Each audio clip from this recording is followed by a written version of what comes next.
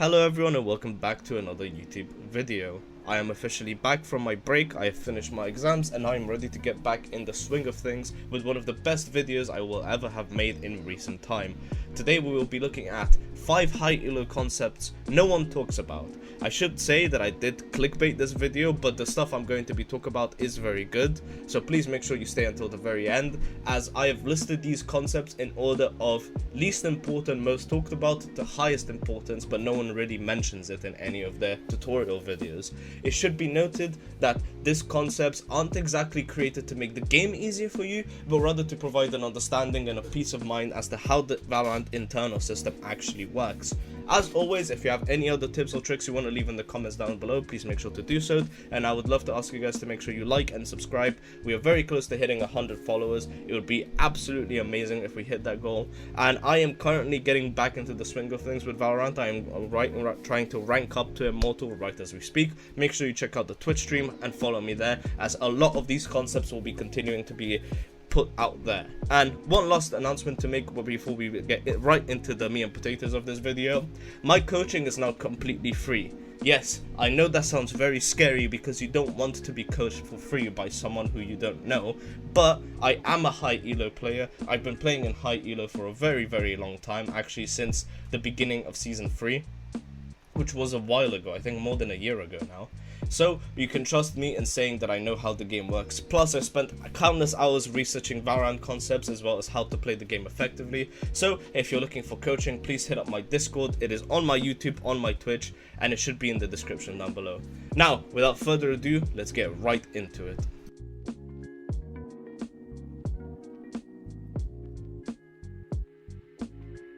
Concept number 1, and one you might be familiar with, is the Singularity concept. The idea behind this is that every single game is in itself. You only have this game in existence, you are fully immersed, and this is your life.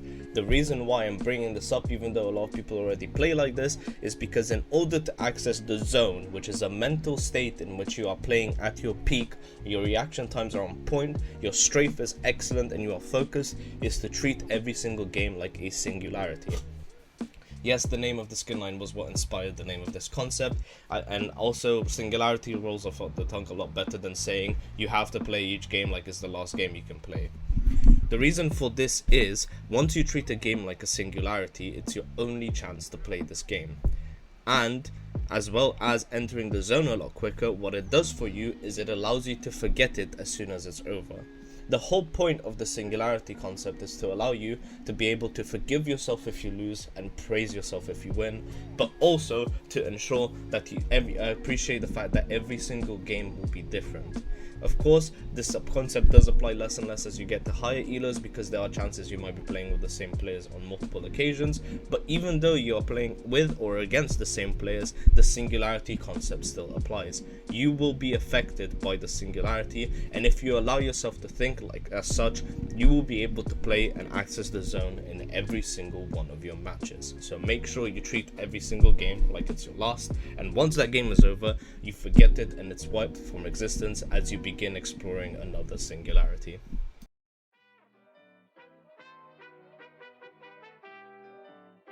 The second concept on today's list is an alt account progression check. What do I mean by that? Well, let's start with the disclaimer. I am not telling you to smurf. I do not condone smurfing. This is not what this concept is for.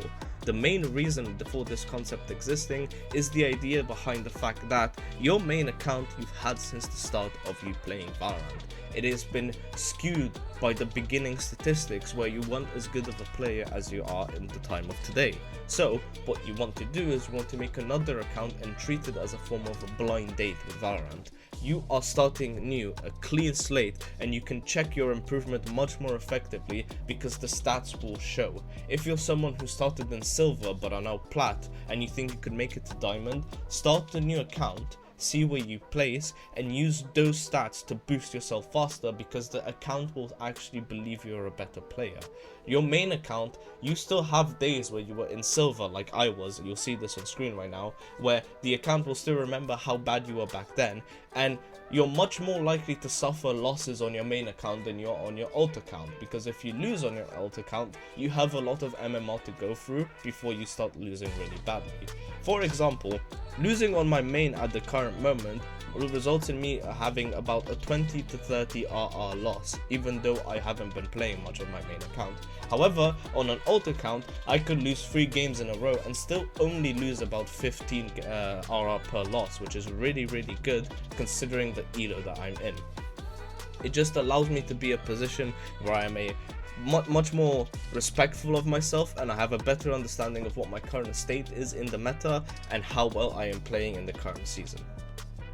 So make sure you make the most out of your alt account, and please do not use it for smurfing. Smurfing ruins the experience for the smurfs because it leads them to believing they are better players than they actually are, and it ruins the experience for new players because they're never given the chance to discover how much fun Valorant can be.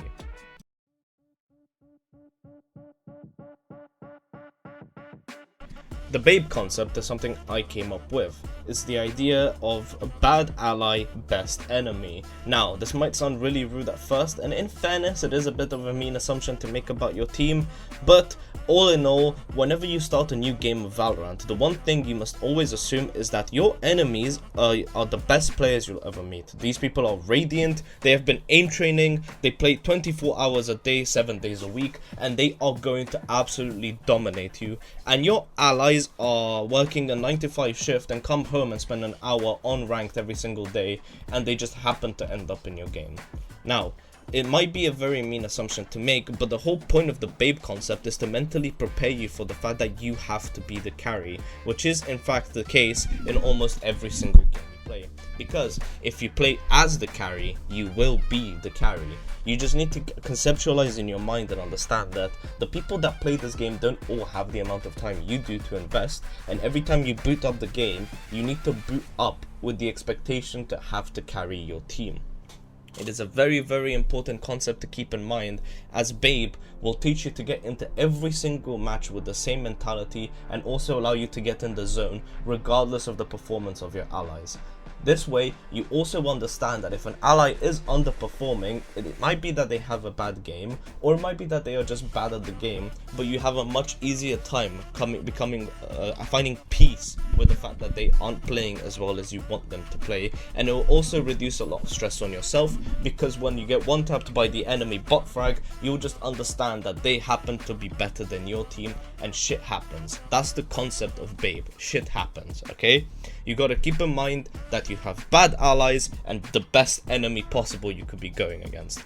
It is something that I constantly tell people when I coach them. It is something that I constantly push, because if you understand the Babe concept, you will have a much easier time understanding why some games are skewed one way or another.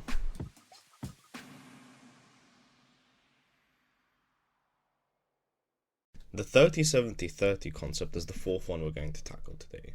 What it stands for is, if you have a 30% chance of winning, you should attempt to play aggressive only 30% of the time. Because if you're in a situation where you have a lot of money and you're ahead in rounds, it is often better to play aggressive and to try and clutch up the round, because you'll be able to buy next round anyways. As you can see on screen right now, one of my friends, whilst we were playing in a tournament, saw that he was in a 1v3 situation, and instead of saving, we were 5 rounds ahead, and he did his best to clutch and ended up winning and clutching out the round. So if you have a 30% chance of success and you are ahead in rounds, you should attempt to play aggressive and clutch out the round regardless of what your teammates say. 70% of the time, 70% is the percentage at which you are likely to win every single round. So let me paint you a picture. You're currently in a 5v5, your teammates take out 3, and you're all still alive but pretty low in health.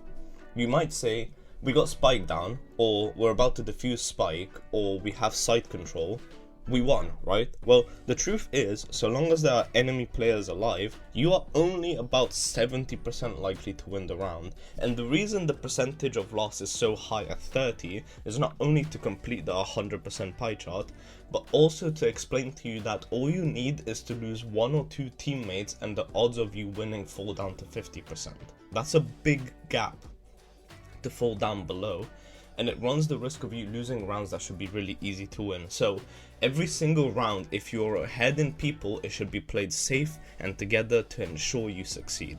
And the final 30% is a statement that when you only have a 30% chance to win and you are behind with you don't have armor, you're low on health, you have an operator, or you have reasons to not want to lose your gun, you want to save. Usually, you don't want to save too often because you end up falling behind with money on the rest of your team because people that die make more money. But if you have an operator, or if you have something, an ability that you think can get you a victory the following round, it is often much better to save and to cash in those points.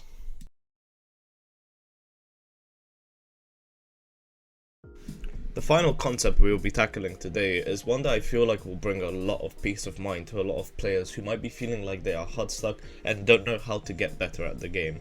And the truth is, Riot has a hidden win rate skew that they employ, and it is very similar to the one EA does. And if you don't know what EA employs, it is this thing called something like actively engaging gameplay loop, where in order to make a game more addictive and make you spend more time in said game, EA makes you lose.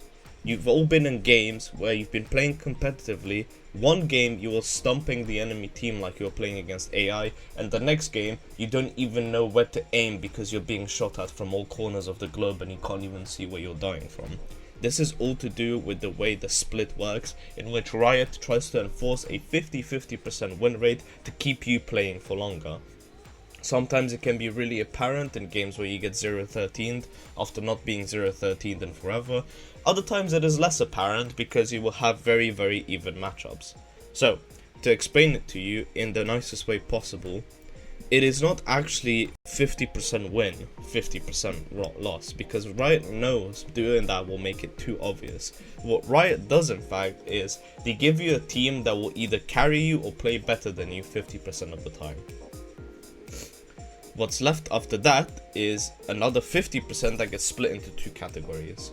20% of your matches are guaranteed unwinnable. You need to understand that out of 10 games, 2 you will not win no matter how well you play, because Riot does not want you to win those games. 30% of the other 50 are games where your performance will actively decide whether you win those matches or not. This might sound really harsh, but the reason pro players and high elo players say that if you are hard stuck it is your fault, not your team's, it's because of that 30% of the games. If you are playing badly all the time and inconsistently, it might feel like you are just winning 50-50, because you are not capitalizing on the 30% where your performance has a direct impact on the outcome of the game. You need to understand that in order for you to be successful, you must make sure that you are always playing at your peak, because playing at your peak will allow you to develop that 50% win rate into a 60 or 70, and you will no longer feel like you are losing as much as you think you are, because you'll be able to cash in even into that 20% guaranteed loss. For those people claiming that they've had 10 to 15 losses in a row, the reason for that is where your capability comes in to result in you winning more matches, so does the enemy team's. If the enemy team has a player that is playing particularly well and at their peak on that day, and you are not playing at your peak, you will not be able to counter that player, and you will find that you are eating into your guaranteed 50% win rate. Riot doesn't want you to lose 4 games in a row, because they know if you lose 4 games in a row you will stop playing. That's not Riot's goal. Riot wants to keep you playing for as long as possible, which is why most of your games will go win, loss, win, loss, win, loss, and where the entire hard stuck mentality comes from. But you need to understand that you really need to work hard to climb. It is not just a cakewalk. Some people are talented enough to get the high elo very easily, but you need to make sure you are playing at your peak every single day. This does include aim training, this does include working hard. It is not as simple as just hopping on and being able to win. Thank you everyone for watching. It means a lot that you made it this far, as most people usually just leave my videos at the beginning.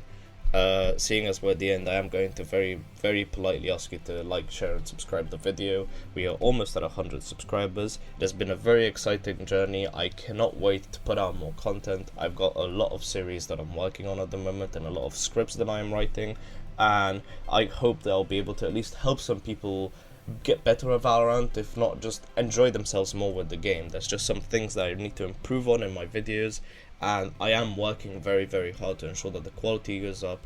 But as always, I hope you have a great day. I have been Aventa Black Free, and thank you everyone for watching.